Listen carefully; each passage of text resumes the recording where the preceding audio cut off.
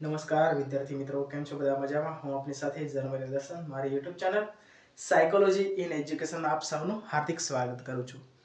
તો મિત્રો, આજે આપણે મનોવિજ્ઞાનમાં આ જે વિડીયો છે તે એક નવા જ મનોવૈજ્ઞાનિક એડવર્ડ તિસ્નર વિશે છે અભ્યાસ કરવાનો છે. આમ જોવા જઈએ તો તિસ્નરનો છે એ ફાળો મુખ્યત્વે રચનાવાદ સાથે સંકળાયેલો છે, પ્લસ એક વુન્ડના શિષ્ય તરીકે પણ છે એનું નામ ક્યાંક ને ક્યાંક રચનાવાદ સાથે જોડાયેલું છે. એને આંતરનિરીક્ષણ પદ્ધતિ વગેરે બાબતો ઉપર તેને અભ્યાસો કરેલા છે. આજનો આ વિડીયો થોડોક ટૂંકો રહેશે. આપણે એક જ જે વૈજ્ઞાનિક મનોવૈજ્ઞાનિક છે એના વિશે અભ્યાસ કરવાનો છે, એટલે ઝડપથી અને ટૂંકમાં છે એ આપણે એના વિશેની સમજણ અને ખાસ કરીને મનોવિજ્ઞાન ક્ષેત્રે મનોવિજ્ઞાન વિષયમાં શું એનું યોગદાન રહેલું છે એના વિશેનો આજે આપણે અભ્યાસ કરીશું. તો ચાલો મિત્રો, એડવર્ડ બ્રેડફોર્ડ તિસ્નર. આમ જોવા જઈએ તો જન્મ એનો ઇંગ્લેન્ડમાં થયેલો, બરોબર, બ્રિટન ઇંગ્લેન્ડમાં થયેલો છે. આમ ત્યાર પછીના સમયગાળામાં એની તાલીમ છે, એનો અભ્યાસ છે, બરોબર, એ જર્મન તેમજ એને કામ કરવાની જે બધી જ બાબતો હોય કાર્યક્ષેત્ર તરીકે અમેરિકા તરીકે આપણે ઓળખી શકાય. દરેક જે જો જન્મ, તાલીમ અને કાર્યક્ષેત્ર માટે અલગ અલગ દેશોમાં છે એને કહેવાય ને ભૂમિકા છે ભજવેલી છે. આ સાથે જ આપણે વાત કરીએ તો કે જે રચનાવાદી મનોવિજ્ઞાન માં એનો ખૂબ જ અગત્યનો અને મહત્વનો ફાળો રહેલો છે. સ્ટ્રક્ચરાઇઝેશન, બરોબર, કે ક્રમિક રીતે આપણે ક્રમબદ્ધ રીતે વ્યક્તિના જે એ વર્તનને સમજવાનો જો પ્રયાસ કરી અથવા તો વ્યક્તિના જે શરીરને છે એ સમજવાનો પ્રયત્ન કરી, એના થકી એના જે હાવભાવોને સમજવાનો પ્રયત્ન કરીએ તો સ્ટ્રક્ચરાઇઝેશન મનોવિજ્ઞાનમાં એનું ખૂબ અગત્યનું છે યોગદાન રહેલું છે. પ્લસ વુન્ટનો શિષ્ય છે અને કુલ્પે નામનો મનોવૈજ્ઞાનિક છે એનો સ્વાધ્યાય છે.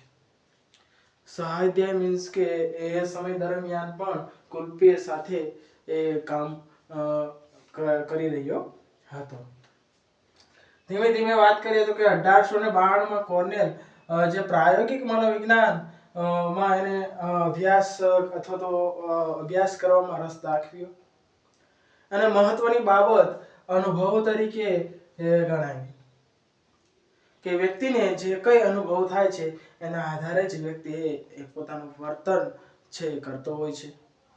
આ જ અનુભવને આધારે વ્યક્તિને કેવો અનુભવ થાય છે તેનો અભ્યાસ કરવો અને એની સાથે સાથે આ અનુભવ દરમિયાન વ્યક્તિ એ અનુભવ સાથે એની સભાનતા, એની ખાનગીપણું અને વ્યક્તિગત બાબતો પણ એ ક્યાંક ને ક્યાંક જવાબદાર હોય છે.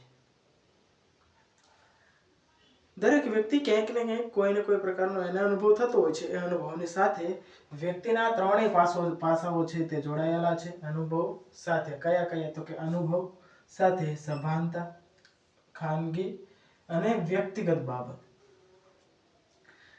શા માટે સભાનતા એટલે કોન્શિયસનેસ,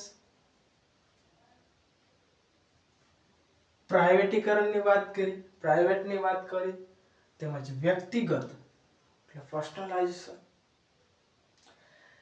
એવી બાબત કે જે વ્યક્તિ જે કંઈ જાણે છે, જે સમજે છે એ સભાનતાની દ્રષ્ટિએ કરે છે, પ્લસ એ બાબત છે એના પૂરતી મર્યાદિત હોય છે, એટલા માટે વ્યક્તિગત અને મર્યાદિત હોવાને કારણે એને જે બાબતનો ખ્યાલ હોય છે એટલા માટે તેને ખાનગી તરીકે અનુભવોને ગણાવવાનો પ્રયત્ન કર્યો.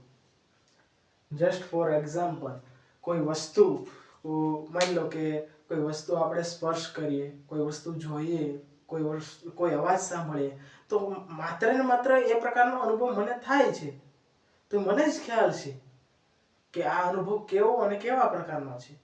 જેને એનો અનુભવ કર્યો જ નથી એને એનો ખ્યાલ આવતો હોતો નથી. એટલે ત્રણેય પાસાઓ છે એની સાથે જોડાયેલા છે એવું કોણ કહે છે તો કે તિસ્નર. આ સાથે એને આંતરનિરીક્ષણ પદ્ધતિ જે વુન્ટે આપેલી છે પદ્ધતિનો સ્વીકાર પણ કરેલો. આંતરનિરીક્ષણ પદ્ધતિ વિશે આપણે અગાઉની વિડીયોમાં આપણે વાત કરી લીધી, છતાં આપણે જે મેન બાબત છે કહી દઈએ. આંતરનિરીક્ષણ એટલે વ્યક્તિ પોતાના અન્ય અને અંતર્ગત પાસાઓને જે અભ્યાસ કરવામાં આવે છે તેને આંતરનિરીક્ષણ પદ્ધતિ તરીકે ઓળખવામાં આવે છે. કે અન્યના પાસાઓને જોઈને સમજીને એનો અભ્યાસ કરવામાં આવે છે ત્યારે તેને આંતરનિરીક્ષણ કહેવામાં આવે છે. જ્યારે પોતાના જ પાસાઓનો અભ્યાસ પોતે જાતે એના ઉપર નિરીક્ષણ કરવામાં આવે તો તેને અંતરનિરીક્ષણ કહી શકાય છે. ત્યાર પછી આપણે વાત કરીએ કે આ જ બાબત સાથે તેને શુદ્ધ સૈદ્ધાંતિક અને આંતરનિરીક્ષણાત્મક અભ્યાસ પદ્ધતિઓ પણ છે દાખલ કરી અભ્યાસમાં. ધીમે ધીમે મનોવિજ્ઞાન ને એ વૈજ્ઞાનિક દરજ્જો એ પ્રાપ્ત થતો ગયો. અને આમ જોવા જઈએ તો જે વાત કરી કે રચનાવાદ છે, રચનાવાદમાં એનો મુખ્ય બાબત છે તો એને ચેતન અનુભવોને એ મહત્વનો જે એ પાસો દર્શાવેલું છે. કોન્શિયસ અવસ્થામાં તેનો એક્સપિરિયન્સ કેવો રહેલો છે એના ઉપર એને વધારે ભાર મૂકેલો છે. તો મિત્રો આજનો આ વિડીયો ખૂબ જ ટૂંકો, નાનો અને કહેવાય ને માહિતીસભર હતો. બરોબર, એક અગત્યના મનોવૈજ્ઞાનિક પ્રશ્ન ક્યાંક ને ક્યાંક આપણે પરીક્ષામાં પૂછી લેતા હોય છે. બરોબર, પૂછી જતો હોય છે. એટલા માટે આપણે આ જે એ મનોવિજ્ઞાનોમાં જે મનોવૈજ્ઞાનિક છે એનું મનોવિજ્ઞાનમાં શું યોગદાન રહેલું છે એના વિશે આપણે અભ્યાસ કર્યો. Thank you.